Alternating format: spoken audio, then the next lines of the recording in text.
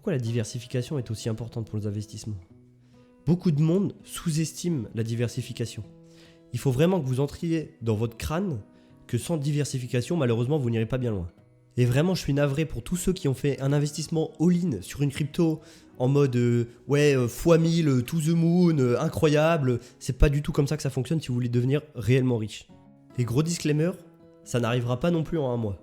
Désolé, je prends souvent l'exemple de la crypto, mais c'est vraiment l'endroit où on croise le plus d'abrutis sur les marchés. Bonjour à tous amis investisseurs et investisseuses. Déjà, si vous avez cliqué sur cette vidéo, c'est que vous voulez changer vos habitudes économiques et sortir de votre zone de confort. Je vous félicite pour ça déjà. Sur cette chaîne, on parle d'investissement en tout genre, que ce soit crypto-monnaie, immobilier ou encore la bourse, mais on va aussi aborder l'aspect du mindset, qui est vraiment selon moi super important quand on souhaite se lancer dans l'investissement. D'ailleurs, il serait même peut-être plus judicieux de commencer à faire du mindset avant de se mettre sur les marchés. Pour parler de moi, je suis jeune dans le domaine puisque ça fait maintenant 2 ans que j'investis sur les marchés financiers, donc j'avais à peu près l'âge de 20 ans. Mais je n'ai pas la prétention de savoir tout connaître et tout vous apprendre. Par contre, je vais vous partager tout ce que je découvre et les clés pour débuter dans cet univers. Aujourd'hui, on va voir le principe de la diversification. Sachez que c'est super important si vous souhaitez investir et durer dans le long terme. Il faut absolument diversifier pour avoir un portefeuille intelligent et qui dure dans le temps. Il faut également faire attention à la surdiversification qui peut être complètement contre-productive.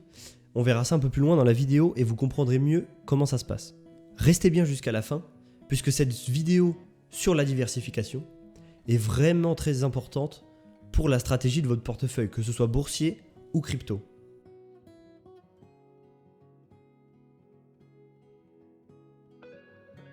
Déjà, pourquoi la diversification? Il faut bien que vous compreniez que vous ne deviendrez malheureusement pas riche du jour au lendemain. Ça se fera étape par étape, brique par brique, mais vous finirez peut-être, et je vous le souhaite, d'y arriver. La diversification va en fait tout simplement nous permettre de réduire le risque. Ce que l'on sait sur les marchés, c'est que plus on va prendre de risques, plus les gains seront potentiellement importants. Le fait de limiter les risques diminueront sur le court terme nos rendements, mais c'est vraiment ce que cherche à faire cette stratégie. Et le but est tout simplement de durer dans le temps et de construire son portefeuille étape par étape pour atteindre un objectif final. Bon, ok, vous allez me dire, si ça réduit mon rendement, pourquoi je ferais de la diversification? Eh bien en fait, quand on parle de rendement, on pense souvent au gain. Par contre, on oublie un peu trop souvent que le risque apporte aussi des pertes. Alors peut-être que sur un investissement court terme et sur une période courte, vous allez gagner de l'argent, effectivement, à ne pas diversifier. Par contre, la diversification vous permettra, dans le temps, d'être plus serein et de ne pas perdre l'ensemble de votre capital si jamais demain une crypto-monnaie ou une action en bourse s'effondre. N'oubliez pas, la meilleure stratégie reste de faire une stratégie long terme et donc de construire notre chemin petit à petit et ne pas essayer de tout faire en un mois ou en un an comme beaucoup de monde prétend savoir le faire. Bon, et maintenant vous allez peut-être me dire, mais en fait tu nous expliques ça, mais c'est très facile de diversifier. Alors oui et non. Sachez que de mon expérience personnelle, j'ai vécu le bull run de 2020 et 2021 et qu'en fait se tenir sur une stratégie de diversification sur ces périodes, c'est pas toujours facile puisqu'on voit beaucoup de choses, notamment sur Twitter, de petites pépites qui explosent, etc. Et donc du coup on a très vite l'envie de mettre ses œufs dans le même panier, trop souvent d'ailleurs, c'est dans des projets qui n'en valent pas le coup. S'il vous plaît, ne mettez pas tous les œufs dans le même panier, parce que si un jour vous faites tomber ce panier, malheureusement vous n'aurez plus rien.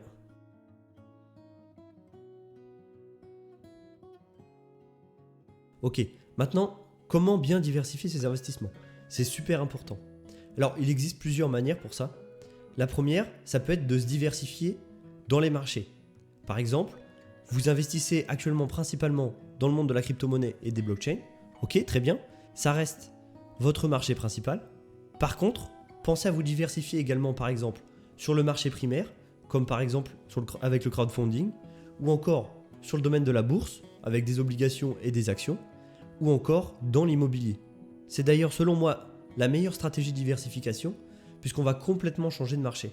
Alors attention quand même, puisqu'entre la bourse et la crypto, c'est censé être 2 marchés qui sont complètement décorrélés, mais dans les faits, c'est pas tout à fait le cas.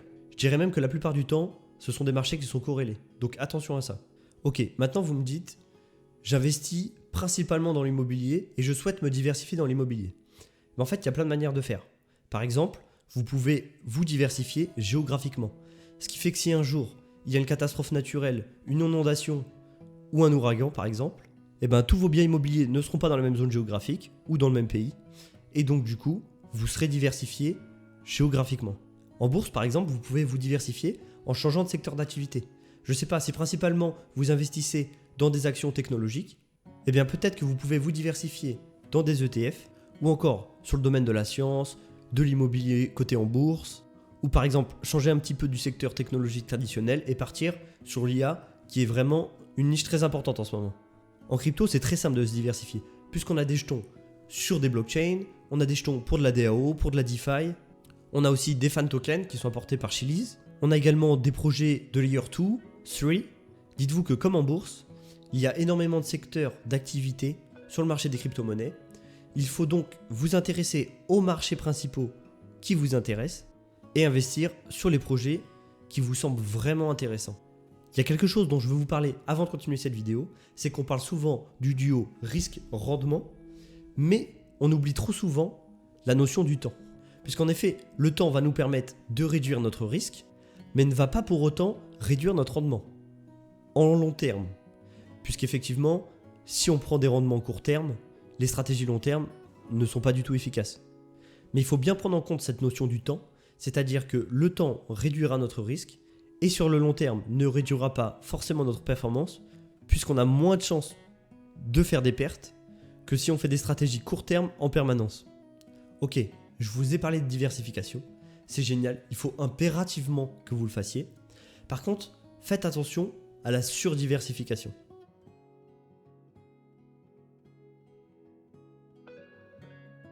Puisque plus on va s'exposer en nombre à des marchés, plus il y a des chances pour qu'on ait des problèmes dans des marchés.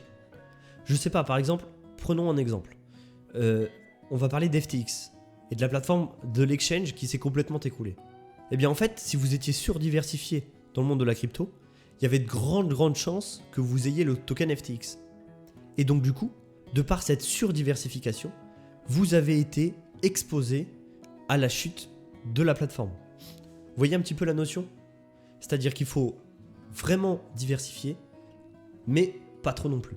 Il y a un autre point aussi qu'il faut prendre en compte, c'est que plus vous diversifiez, plus vous allez avoir de travail à faire. C'est-à-dire quand on recherche un projet, on commence par faire de l'analyse fondamentale, puis on va faire une petite analyse technique. Plus vous allez avoir de choses éparpillées un petit peu partout, plus vous allez avoir de projets à suivre. Donc pour résumer, il ne faut pas tomber dans la surdiversification, puisque ça vous prendra énormément de temps et vous serez aussi de plus en plus exposé aux risques.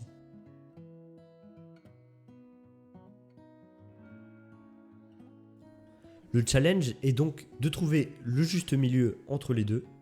Moi, ce que je vous conseille, c'est de suivre la répartition de votre patrimoine et d'investir sur les marchés qui vous intéressent, tout en ayant en tête qu'il est important quand même, je pense, selon moi, d'avoir un marché particulier dans lequel on est meilleur, qui sera un petit peu considéré comme notre marché main, et de noter absolument tous nos investissements sur un tableau Excel par exemple, pour voir à quel point on est diversifié ou pas, ou à quel point on est investi dans un marché en particulier et à quel point on est exposé à ce marché. Alors je vous ai parlé d'Excel, mais il existe des outils. Par exemple, moi au quotidien j'utilise un outil qui s'appelle Finery, qui est une entreprise française il me semble, qui a été créée il n'y a pas très longtemps et qui permet vraiment de gérer l'ensemble de votre patrimoine, que ce soit crypto, bourse, immobilier, tout est au même endroit. Vous pouvez même ajouter vos comptes en banque et vos dettes que vous avez actuellement. C'est un outil super pratique et utile pour suivre nos investissements sur les marchés.